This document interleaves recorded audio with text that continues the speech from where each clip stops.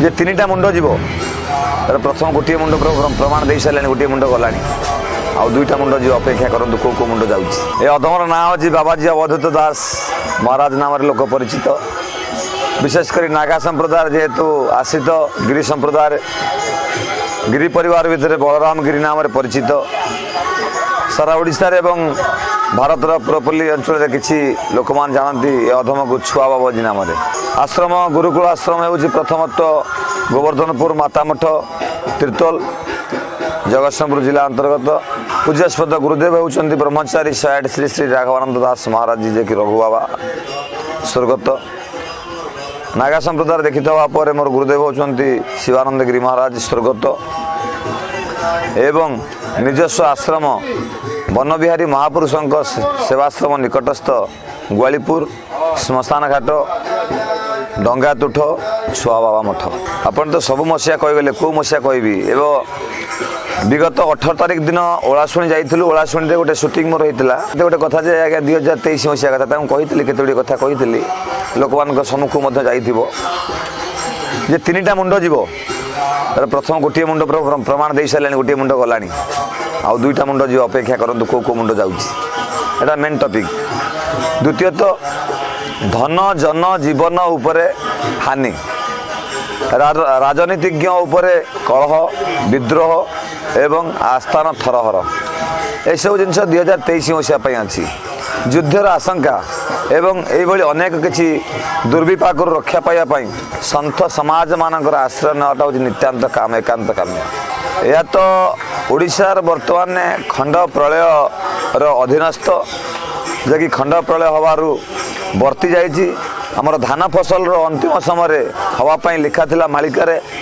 एवं आशंका मध्य थिला टीवी चैनल मध्य प्रमाण देथिला जे हाँ हम बोली कि सेटा ठाकुरंकर बा महापुरुषंकर मांकर किसी घंट घोड़ारू कि आमको घुंची जाइए जहाँकि 5-7 वर्ष ऊर्ध्व हम ए वर्ष चाषी मैंने धान किसी पाई जहाँकि धन पाई ए वर्ष हुए तो भगवान आशीर्वाद शेष धान न हो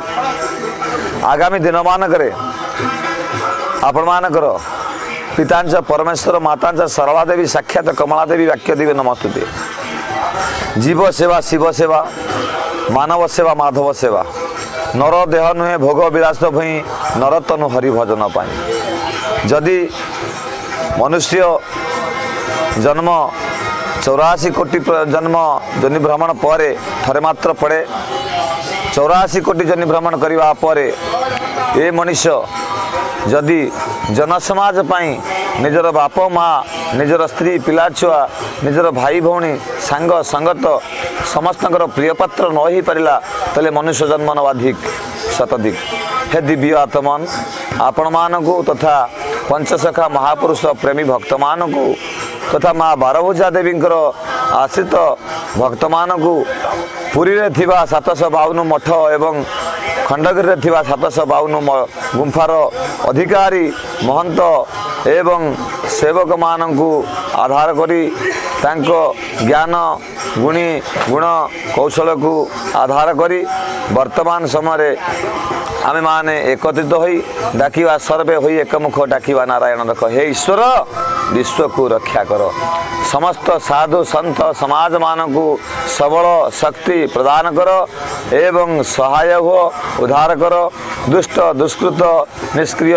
करी व्यक्ति मानकु तपस्वी मानक कबलरू रक्षा करी दुष्कृत मानकु विनाश कर यहाँ ही एकांत काम्य जय जगन्नाथ भक्त वृंद जय जगन्नाथ।